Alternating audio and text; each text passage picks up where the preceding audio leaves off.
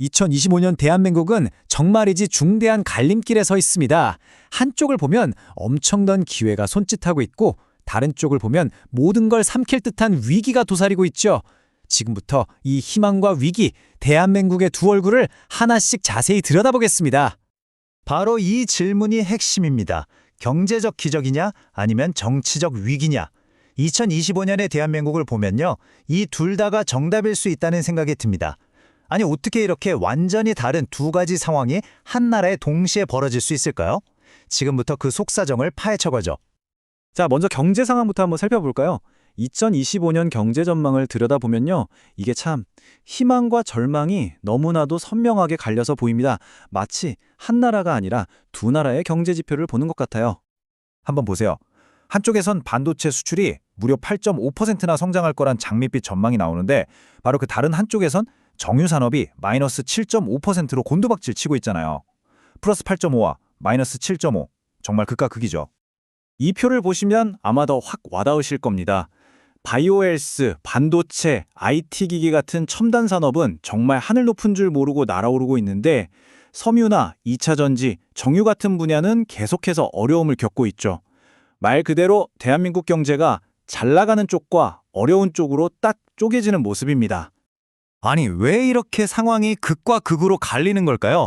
특히 전통 산업이 이렇게 고전하는 데는 바로 옆나라 중국의 영향이 어마어마합니다. 이게 그냥 도전이 아니라 거대한 역풍이 되고 있어요. 지금 중국 상황이요. 자국 내에서는 물건이 잘 안 팔리는데 공장은 계속 돌리니까 재고가 산더미처럼 쌓이고 있는 거예요. 그럼 이 남는 물건들을 어떻게 하겠어요? 정말 싼 값에 전 세계로 막 밀어내고 있는 겁니다. 이 거대한 물살이 한국의 주력 산업들을 그대로 덮치면서 이건 뭐 그야말로 생존 경쟁이 시작된 거죠.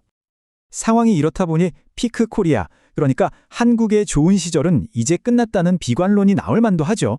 충분히 이해가 갑니다. 그런데 말입니다. 정말 아이러니하게도 이 최악의 위기 속에서 그 누구도 상상하지 못했던 새로운 기회가 보이기 시작합니다.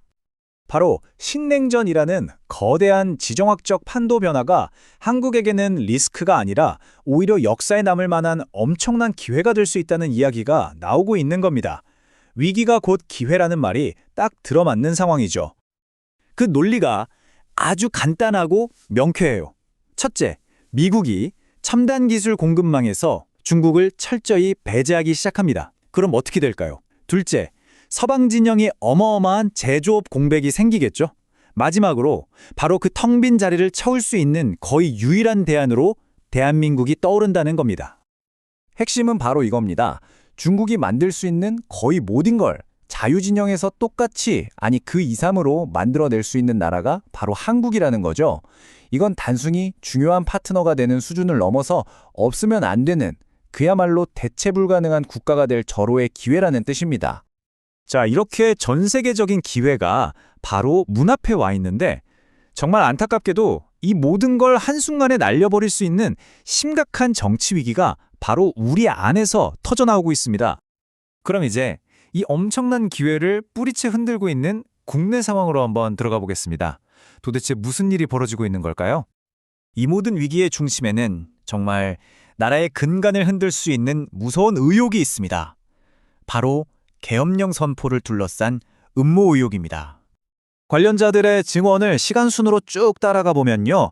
2024년 7월부터 뭔가 심상치 않은 이야기들이 나오기 시작해서 8월 그리고 10월로 넘어가면서 이 계획이 점점 더 구체화되었다는 주장들이 나오고 있는 거죠.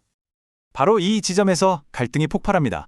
한쪽에서는 이건 명백한 내라는 모라고 주장하는데 법원이 핵심 인물들에 대한 구속영장을 기각해버렸어요.